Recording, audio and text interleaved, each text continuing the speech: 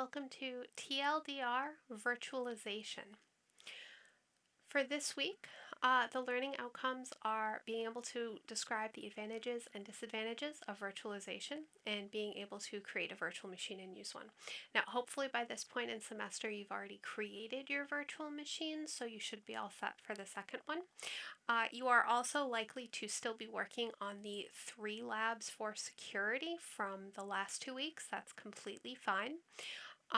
For the 3 labs for security, there were the 2 that were writing some scripts and thinking about the types of scripts, and also learning how to do some security and hardening. This time we're going to be talking about virtualization. The reason that we're going to be talking about virtualization is because virtualization has been getting more and more popular, and it's something that a lot of companies have started leaning really heavily into. As you can see by looking at the screen, there is some information about how much of the current servers are actually virtualized, and that's just likely to go up. One of the things that makes virtualization really nice is you can outsource it to somebody else, so you don't necessarily have to have an in-house IT team. Amazon Web Services, or AWS, is currently the leading cloud vendor, so you'll probably have heard of them before. They are one of the more popular places that people will rent a virtual server from. Some vocabulary that you'll need to know as we start talking about virtualization. The host is the actual computer that is running things. The guest is the virtual machine. A hypervisor is what's actually managing the multiple operating systems on the single system. So if you look at the visualization to the right, the hypervisor is what's actually managing all of the virtualizations. A snapshot is very much what it sounds like, where you can go back to what was going on. If you play any games, think about this like a save state. We can also virtualize hardware. Hardware virtualization means that you have a virtual machine, but it acts like a real computer. You might see something called full virtualization, which means that they're actually mimicking the hardware. You might see para-virtualization, which means that the hardware isn't mimicked, applications actually have to get modified. You'll sometimes also see hardware-assisted virtualization or accelerated virtualization as you're going about and doing some reading. So cloud computing is something that has been getting more and more popular, where we are basically renting a computer for when we need it, and then we don't have it when we don't. And the cloud providers tend to be virtualized. Some of the pros and cons for physical servers. Now, physical servers, they have dedicated resources. So if we have something mission critical, like the example I always use is in a financial system or a bank, the computer or mainframe that's keeping track of all of the money coming in and out would be considered a mission critical system. If a bank cannot keep track of the money going in and out, it's a problem. So having dedicated resources and a physical server on site can be a really good way to take care of mission critical systems. And that's why you'll see a lot of on-site mainframes. There's the potential for more fully customizable and convenient to get to.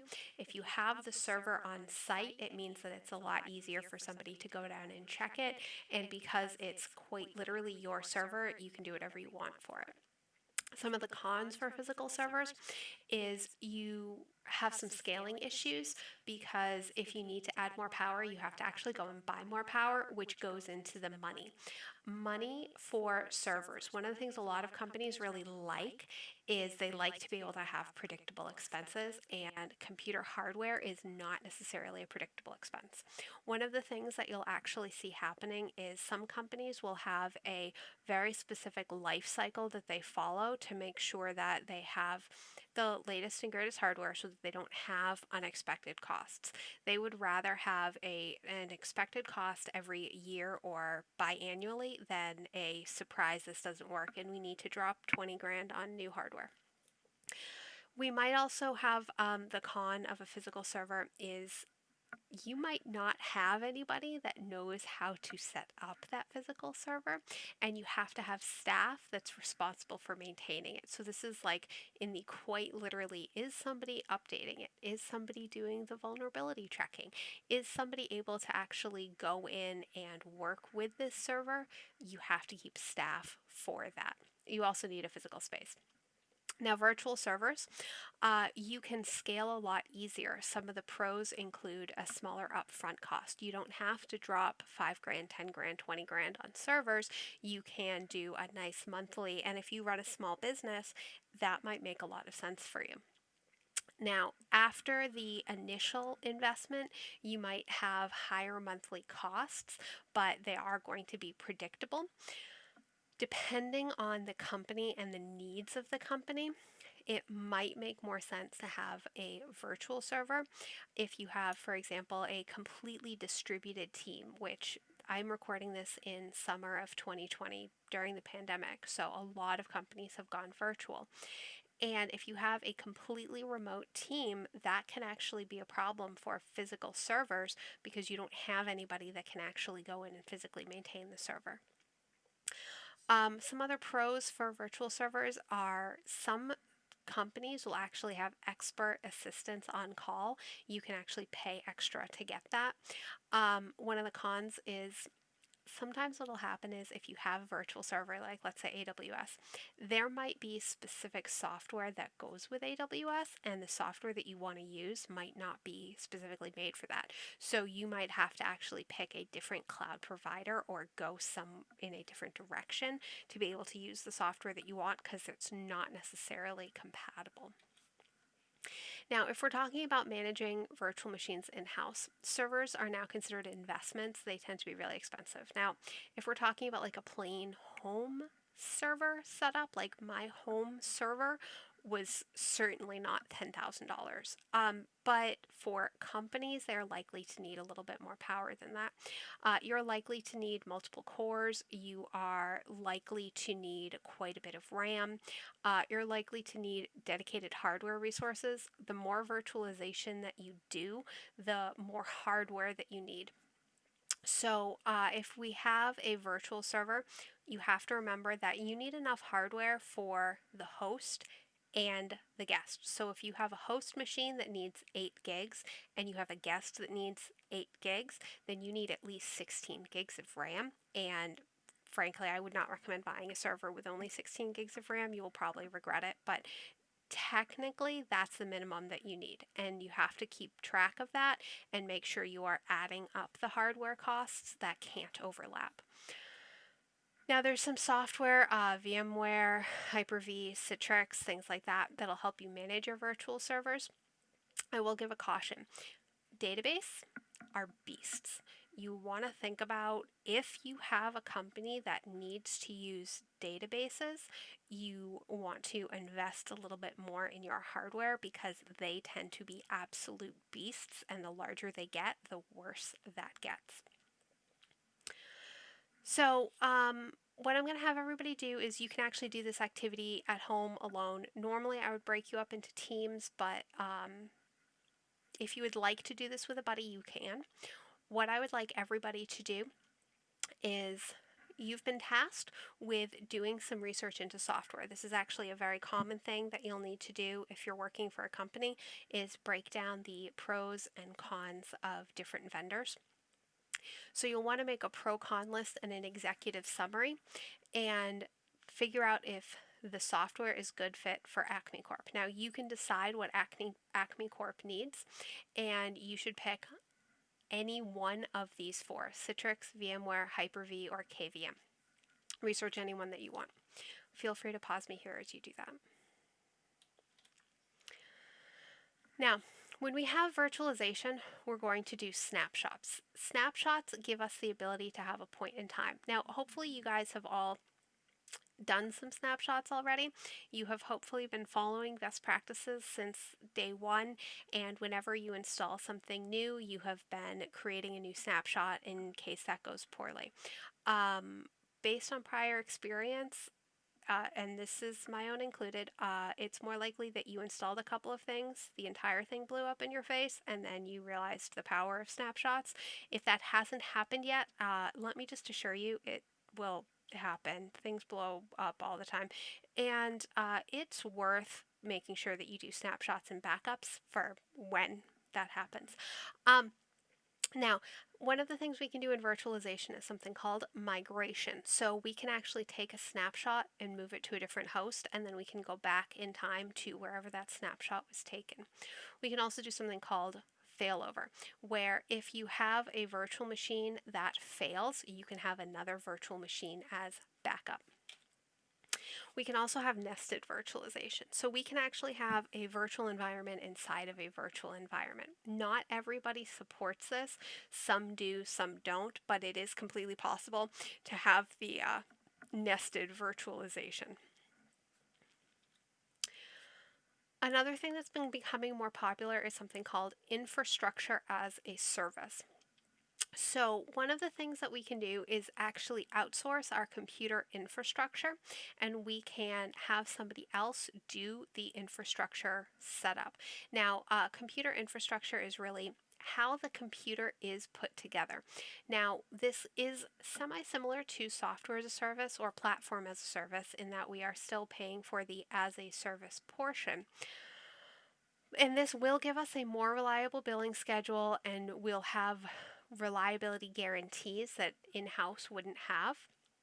But you can actually, there are companies right now where you can literally rent whatever hardware you need. You can rent the software that you need, and you can actually basically rent your entire network. That might not be the most cost effective, but it is completely possible that you could do that. So the next activity is you're going to decide which infrastructure as a service we should use. You can find a buddy in class or do this yourself. That's completely fine.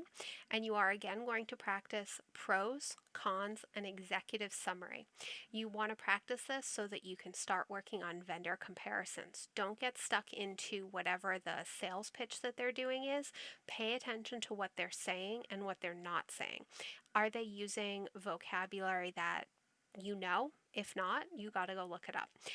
What is actually important? If we're talking about infrastructure as a service, do you want to look at the monthly costs? Do you want to look at the service costs? You have to figure out what's important and then go find those things. Don't just listen to whatever the sales pitch is that they have. Feel free to pause me here while you go do that. Now, the cloud. So we can actually have different cloud clients, and cloud is trying to take advantage of economy of scale. This means basically it's cheaper to buy in bulk. One of the things you can do if you are a cloud service, like I'll again use AWS as an example, they aren't buying a 16 gig stick of memory. They are buying 1,000 16 gig sticks of memory. So they can get those cost savings advantages. Cloud also allows you to do a pay-as-you-go model. So you could do monthly or quarterly pricings. So if you need a reliable bill for your company, these cloud services can actually be really good about that so that you don't have to worry about, surprise $10,000 bill because your server needs replacing. Continuing into the as a service model, you can actually have backend as a service and everything as a service. This is one of the current buzzwords people have been doing is everything as a service. Now, another thing that we can do is something called infrastructure as code. The idea being, if we are trying to set up a virtual server, instead of going through all of the installation process and all of the setup process, think about, adding users, installing programs, stuff like that. Instead of doing all of that manually, you can actually have code that will do this for you. So let's say I want to create one virtual machine. Well, if I'm creating one virtual machine with 10 users, not that big of a deal. I can do that manually. However, if I am continually creating virtual machines, like let's say I am running a cloud company that's creating virtual machines on demand, I don't want to do that manually. I want to find a way to have the computer do that for me, and that's how we get into infrastructure as code. it makes it a lot easier to scale up if we have a program that we're running instead of a checklist that we have to do, that even if the checklist only takes us 10 minutes. If we have 1,000 orders come in, I would rather run a program 1,000 times than go through a checklist 1,000 times. Now, for infrastructure as a service, it's actually also really useful for sharing. So if you have a particular setup that works really well, you could share this setup with others in the company. So it doesn't always have to be you doing it. You can share this code, work with others. And this is actually a really nice way for a lot of people on the team to pay attention to and participate in the setup, so that you don't have a point of failure of one person and they are the only person that knows how to do this. And you can actually do a version control style system to take care of this. So if you have multiple people on the team contributing, then they would be able to all contribute to infrastructure as code. Now, for working with infrastructure as code, you can look at declarative, what is your target configuration? Imperative, how do we change to get to the target? You could look at pull or push methods. Are you pulling from the server, or do you have a controlling server that pushes the setup that you want out? You can also do things like looking at some best practices in DevOps or DevSecOps, and you can actually get your devs involved with this so that they can be a part of the server creation to make sure that you are taking care of and supporting your users in a way that they need. Now, when we talk about infrastructure as code, some of the current setup systems, the installation packages, you're probably going to see Chef, Puppet, or Ansible. And when we're talking about provisionings, as in how you set up your VM, you want to spin up your VM, cloud provider, if you are renting through a cloud provider, they likely have one. Otherwise, you might see CloudFormation, which is AWS specific, or Terraform is another company. Now, this is new enough in industry that it's actually a little bit tougher to find information about this. So the amount of research you're going to have to do is actually more than normal.